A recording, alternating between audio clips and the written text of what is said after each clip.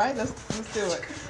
The setup is I'm not gonna. My story is a little bit longer than some of them, and the setup is my hairstylist set me up to on a blind date, very blind date. This was before you could go on and look at everybody's social media profile. So if you didn't know somebody who knew the person, then you just went out there and you were hopeful and tried to meet at a very public place. So he was an airline pilot, 4 stripes. She was very impressed by that. She was going to put us together. Oh, he's a nice guy. You're going to love him.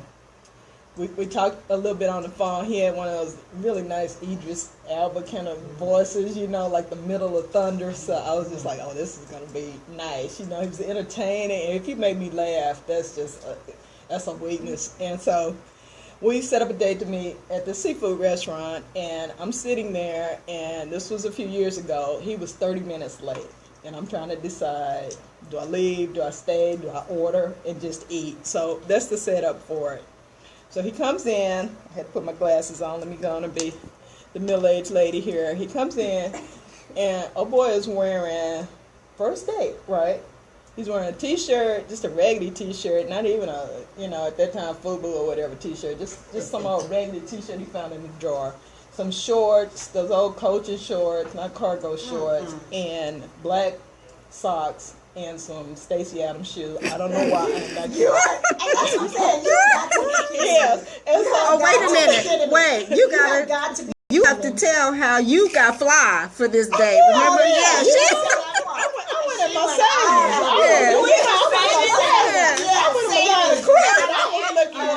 the hair was whipped. This was back before I had and you don't even want to know what's up under here right now. But, my hair was whipped and I had gotten this beautiful outfit.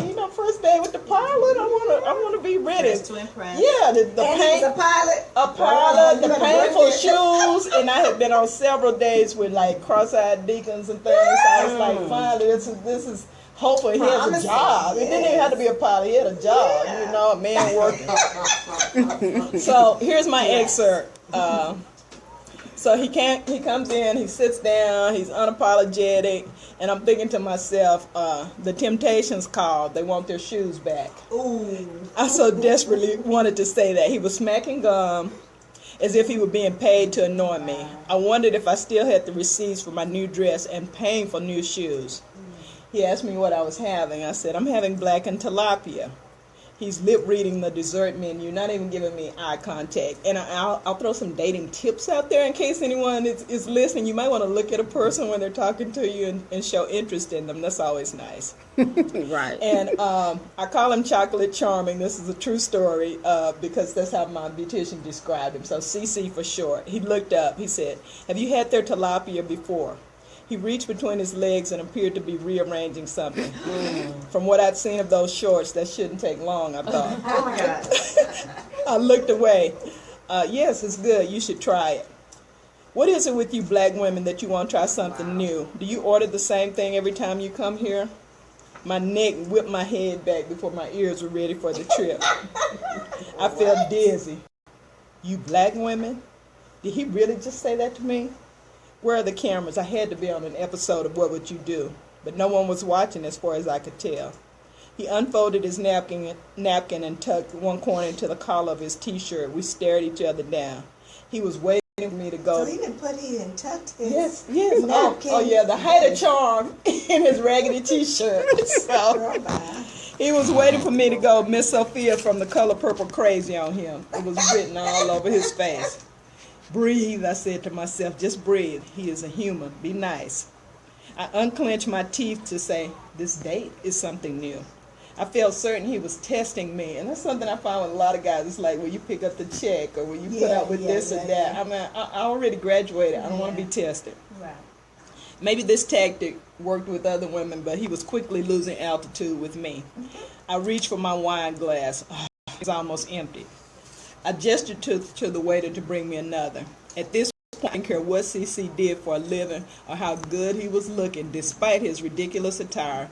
The only thing keeping me from running to the nearest exit was my hopeless optimism. Then he asked me, are you paying for that? Paying for what? Wow. You invited me to dinner.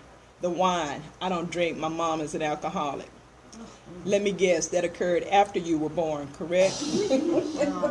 My second glass of wine arrived. I grabbed it from the waiter's hand and silently toasted to his poor mother. The waiter cleared his throat.